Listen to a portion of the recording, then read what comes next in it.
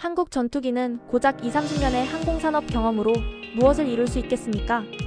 미국 국방부 분석관의 브리핑 자료에는 한국의 KF-21 개발 프로그램이 아예 주요 위협 평가 목록에서 제외되어 있었습니다.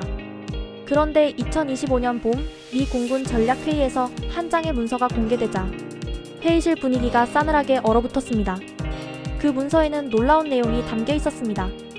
미국과 유럽이 기술적 난이도를 이유로 10년 뒤로 미뤄둔 유무인 복합 전투 체계를 한국이 이미 3년 전부터 실전 배치 로드맵에 포함시켜 개발 중이라는 정보였습니다.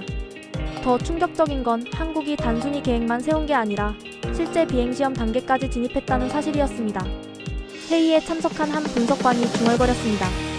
한국이 우리보다 먼저 6세대 전투기 개념을 구현하고 있다는 건가? 그 순간 회의실 한쪽에 앉아있던 전직 공군 장교 출신 분석가의 손이 미세하게 떨리기 시작했습니다. 그는 지난 5년간 한국의 항공산업을 모방과 조립 수준이라고 평가해왔던 사람이었습니다. 하지만 지금 그의 눈앞에 펼쳐진 자료는 그의 모든 판단이 틀렸음을 증명하고 있었습니다. 과연 그 회의실에서 무슨 일이 벌어졌던 걸까요? 그리고 한 명의 미국 전문가는 왜 자신의 모든 신념을 뒤집어야 했던 걸까요? 그 이야기 지금 바로 시작합니다. 제 이름은 에단 리드입니다.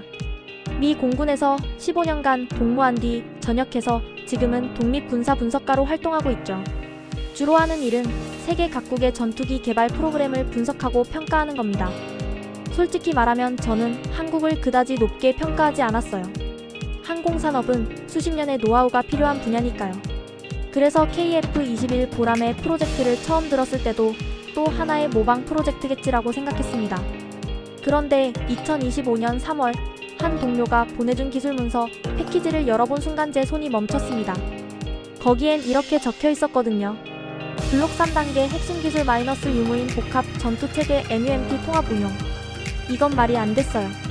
유무인 복합 체계는 미국이 6세대 전투기 개발에서 가장 중점을 두는 기술이거든요. 한 대의 전투기가 여러 대의 무인기를 실시간으로 통제하면서 작전을 수행하는 개념이죠. 문제는 이게 실제 구현이 엄청나게 어렵다는 겁니다. 그래서 미 공군도 아직 초기 실험 단계인데 한국이 이걸 이미 로드맵에 포함시켜 놓았다니 믿기지 않았습니다. 더 충격적이었던 건 이 계획이 실제로 진행되고 있다는 거였어요. 자료에는 시험 비행 데이터, 드론과의 통신 테스트 결과까지 상세하게 기록되어 있었습니다. 저는 그 순간 깨달았죠. 한국이 지금 하고 있는 건 단순히 괜찮은 전투기 하나 만드는 게 아니라는 걸요.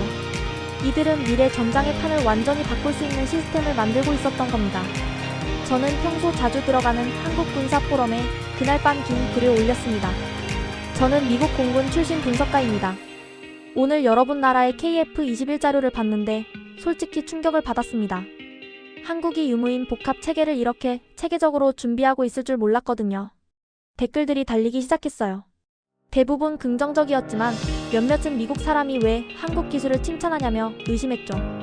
하지만 저는 거짓말을 한 게 아니었습니다. 다음 날부터 더 많은 자료를 찾아 읽기 시작했어요. 특히 제 눈길을 끈 건 무인기 통제 개념이었습니다. KF-21은 최대 4대에서 8대의 드론을 동시에 지휘할 수 있는 구조로 설계되고 있었어요. 단순한 정찰 드론이 아니라 공격용 익형 드론, 전자전 드론, 센서, 중계 드론까지 다양한 종류를 통합 운용하는 개념이었죠. 이건 제가 미 공군에 있을 때 들었던 미래 전투 개념과 정확히 일치했습니다. 며칠 뒤 저는 KF-21 복좌형 시제기에 대한 자료를 발견했어요. 처음엔 단순 훈련용이라 생각했죠. 하지만 한국이 복좌형을 개발하는 이유는 훈련용이 아니었습니다. 뒷좌석 승무원은 미래 전장에서 전투관리자 역할을 하도록 설계되고 있었어요.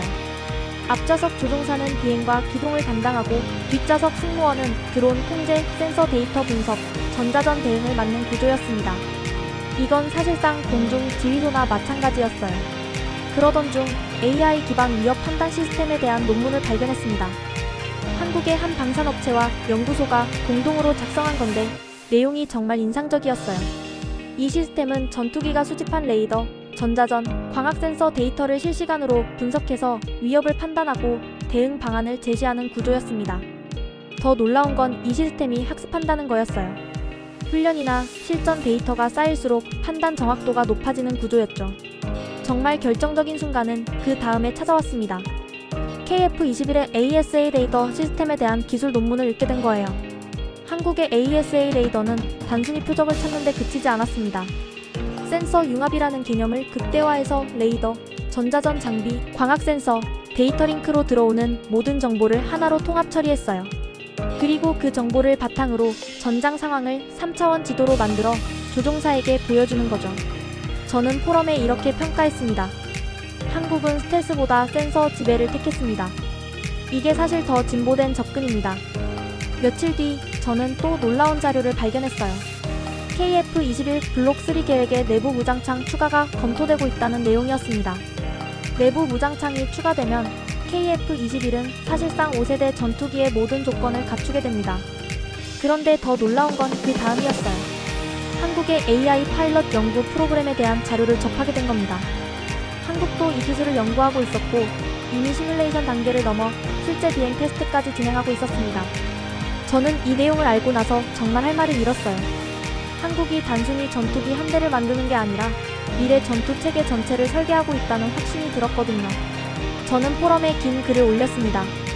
여러분, 한국은 전투기를 만드는 게 아니라 전장 자체를 다시 설계하고 있습니다. 미래 공중전에는 2명의 조종사가 필요할 겁니다. 한 명은 인간이고 한 명은 AI죠. 그러던 어느 날, 한 한국 방산업체 관계자가 저에게 메시지를 보내왔어요. 당신의 분석을 흥미롭게 읽었습니다. 기회가 되면 한번 만나서 이야기 나누고 싶네요. 며칠 뒤 화상회의로 그와 대화를 나눴는데 그는 이렇게 말했습니다. KF-21은 끝이 아니라 시작입니다. 이 플랫폼을 기반으로 앞으로 10년, 20년간 계속 진화할 겁니다. 저는 그 말을 듣고 소름이 돋았어요. 저는 지난 5년간 한국을 평가하면서 항상 과거를 기준으로 봤습니다. 하지만 한국이 지금 무엇을 하고 있는지, 미래를 위해 무엇을 준비하고 있는지는 보지 못했어요. 그게 제 가장 큰 실수였습니다. 저는 포럼에 솔직한 심경을 털어놨죠. 저는 한국을 오랫동안 과소평가했습니다. 그게 제 잘못이었어요. 한국이 지금 하고 있는 일은 단순히 전투기 몇 대 만드는 게 아니라 자주국방의 기반을 다지는 겁니다. 시간이 흐르면서 저는 한국의 다른 방산 프로그램들도 관심 있게 지켜보게 됐어요. 그리고 한국이 모든 분야에서 비슷한 전략을 쓰고 있다는 걸 발견했습니다. 처음부터 완벽을 추구하지 않고 실용적으로 시작한 뒤 지속적으로 개선하는 방식이요. 특히 인상적이었던 건 한국이 수출을 염두에 두고 개발한다는 점이었어요. 적정한 성능의 합리적인 가격, 그리고 우수한 사후 지원까지 제공하는 전략이었죠. 그러던 어느 날 미국의 한 군사 전략 회의 자료를 접했습니다. 거기에는 충격적인 내용이 담겨 있었어요.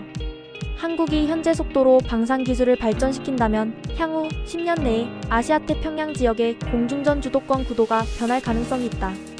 이건 미국 국방부 관계자들이 작성한 내부 분석 자료였습니다.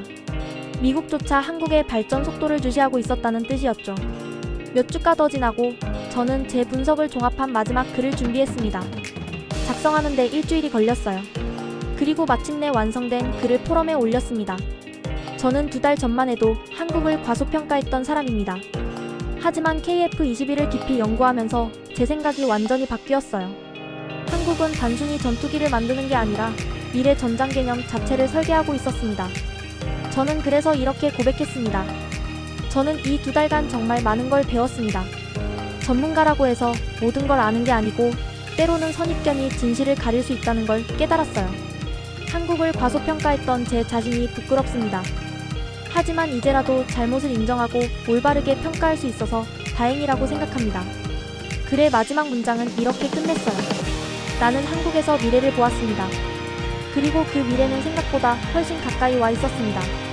글을 올리고 나니 반응이 폭발적이었습니다. 수백 개의 댓글이 달렸고 한국 언론에서도 관심을 보여 몇몇 기자들이 인터뷰 요청을 해왔어요. 많은 분들이 감사와 격려의 메시지를 보내주셨습니다. 몇 달이 흐른 지금 저는 여전히 KF-21의 발전 과정을 주시하고 있어요.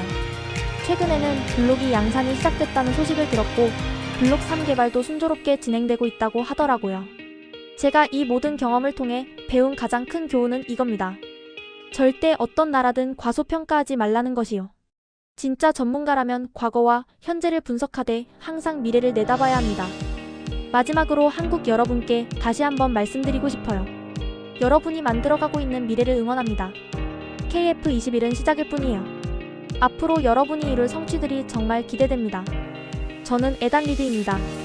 한국에서 미래를 본 미국 분석가였습니다.